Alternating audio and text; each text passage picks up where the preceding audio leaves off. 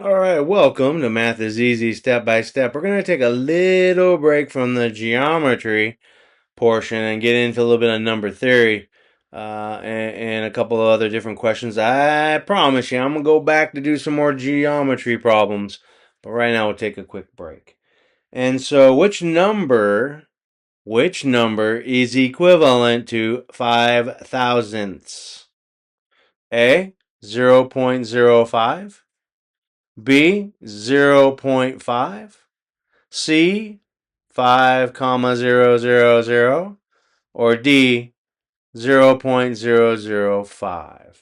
So this is part of the G.E.D. HiSET math equivalency exams. You got to know your number theory. So I'm going to go over a little test taking strategy and just get right on down in here to it. So THS, right? And if you look up at the thousands or you rewind the video, THS always will be decimal values, right? Like you see here.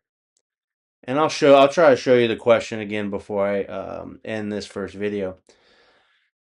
THS, so thousandths, always will be decimal values. Tenths is 0.1. Hundredths, 0.01. Thousandths, 0.01. 10,000ths, 0.0001. I lost track. I got a great diagram on the next part 2 video that goes over all of these and more. So stick around. It's really important you understand. So eliminate option C. I'll show you that again. Option C, 5,000. That's not a decimal value, right? And what I was talking about here again, 5,000ths THS. Keep your eyes out for that THS. That's always going to be a decimal value. Okay, thank you for joining me. Stick around for part 2 video. I got a wonderful chart for you, and then I've also got a internet worksheet with answers, search suggestions for you if this is a new topic for you.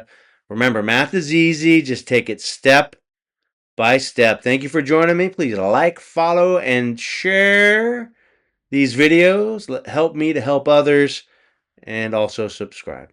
Thank you again. Math is easy. Take it step by step.